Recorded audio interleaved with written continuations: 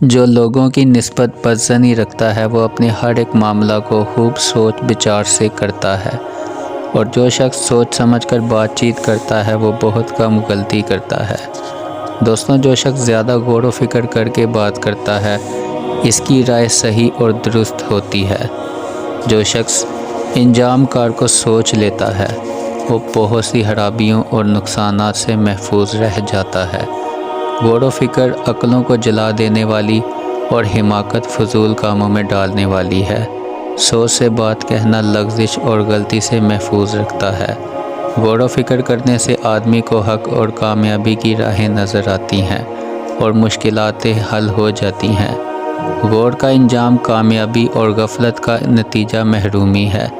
نصیحت دوسرے کے حال پر غور کرنے سے حاصل ہوتی ہے۔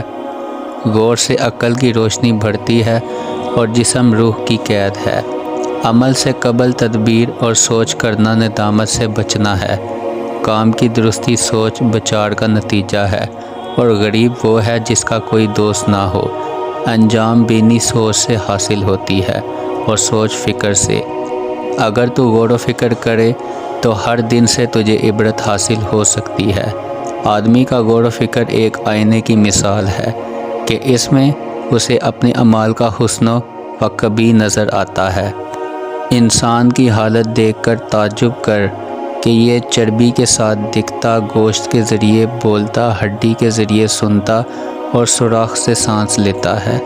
گناہ کرتے وقت یہ سوچ لو کہ اس کی لذت تو تھوڑی دیر کے لیے ہے جو جلد ختم ہو جائے گی، لیکن اس کی سزا ہمیشہ باقی رہے گی۔ غور کر کے مشکل مسائل سمجھ میں آئیں، سخاوت کر کے خوشی حاصل رہے، نعمت کا شکر بجلا کے اللہ تعالیٰ کی طرف سے نعمت میں ترقی ہو۔ جس میں فکر کی عادت نہیں، سوچ بچار اس کے لیے کوئی بصیرت نہیں۔ انجام میں فکر کرنا سخت مصیبتوں سے بچاتا ہے۔ کام کرنے سے پہلے سوچ لیا کرو کہ تمہارے کام میں کوئی شخص عیب نہ نکالے۔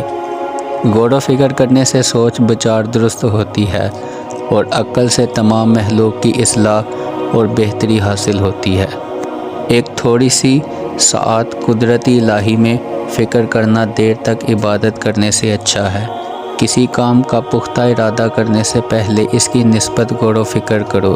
اس کی طرف متوجہ ہونے سے پہلے اس کے متعلق دوست احباب سے مشورہ کرو، اور اس کے شروع کرنے سے پہلے خوب سوچ بچار کر لیا کرو۔ جب تو کام کرنے سے پہلے ان کو سوچ لے گا تو ہر ایک کام کا انجام اچھا ہوگا۔ پہلے سوچ پھر اس کے بعد کلام کرتا کہ غلطی سے بچے رہیے۔ جو غور و فکر سے کام کرتا ہے وہ انجام کار کو سوچ لیتا ہے، اور جو شخص زمانے کی حالت کو جانتا ہے اس سے لائق ہے کہ اس کی گردشوں اور مصیبتوں سے بے فکر نہ رہے۔ طاعت نہایت محفوظ سامان اور قدرت الہی میں غور و فکر کرنا اچھا سہارا ہے۔ کام کرنے سے پہلے اسے سوچ لینا لغزش اور غلطی سے بچاتا ہے۔ رائے کی درستی غور و فکر کرنے سے حاصل ہوتی ہے، اور مکان بنانے سے پہلے پڑوسی کا حال معلوم کر لیا کرو۔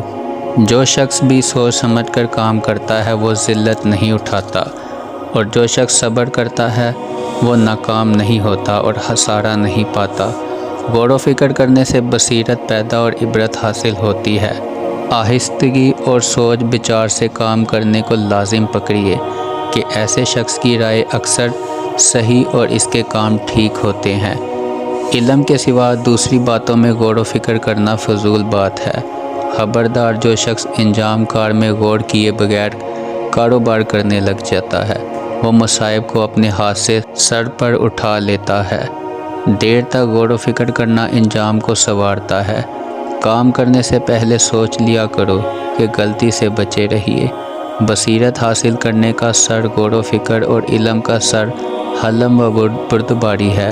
راستہ پانے کے لیے غور و فکر کافی، اور جس چیز کے دینے میں تکلیف نہ ہو وہ بہت اچھا تحفہ اور عطائے وافی ہے۔ کام کرنے سے پہلے سوچ لیا کرو تاکہ غلطی سے بچے رہیے۔ بصیرت حاصل کرنے کا سر غور و فکر اور علم کا سر حلم و بردباری ہے۔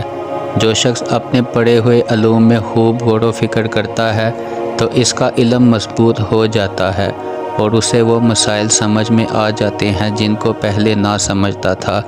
جو چیز نہ دیکھی جائے اور اس تک فکر کی رسائی نہ ہو سکے اس میں غور و فکر نہ کرو۔ ہر ایک بات کی نسبت یہ کوشش نہ کرو کہ اسے اپنی آنکھوں سے دیکھ لیں گے، بلکہ بعض امور ایسے بھی ہیں کہ ان میں صرف سماع کافی ہے، اور جو چیزیں دور اور پوشیدہ ہیں ان کے حال ہی معلوم کر لینے کافی ہیں۔ جو شخص سلامتی چاہتا ہے اسے لازم ہے کہ فکر اختیار کرے۔ جو علمی مضامین کے حل کرنے یا سوچنے کے لیے الگ بیٹھتا ہے اسے تنہائی میں وحشت نہیں ہوتی۔ ہمیشہ غور و فکر اور ہوشیاری سے کام کرنا لغزش اور غلطی سے بچاتا ہے اور مصائب اور آفات سے چھڑاتا ہے۔ عقل اور دانائی یہ ہے کہ انسان انجام کار میں غور و فکر کرے اور اللہ تعالیٰ کی تقدیر پر راضی رہے۔ جو شخص سوچ سمجھ کر جواب دیتا ہے وہ اکثر صحیح جواب بیان کرتا ہے، اور جو کام کرنے سے پہلے سوچ لیتا ہے وہ اکثر ٹھیک کام کرتا ہے۔ جو شخص عذر بیان کرنے والے کو سزا دیتا ہے وہ نہایت برا کرتا ہے۔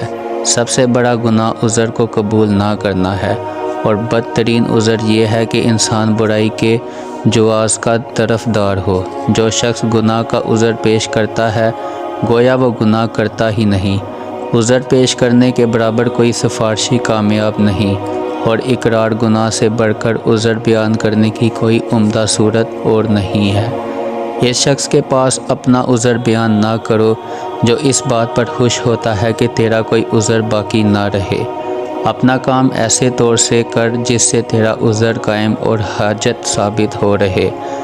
اگر کوئی اپنی غلطی قصور کا عذر بیان کرے تو اسے قبول کر لینا مناسب ہے۔ مجرم کا سفارشی عذر پیش کرنے میں عاجزی کرتا ہے۔ جزاک اللہ۔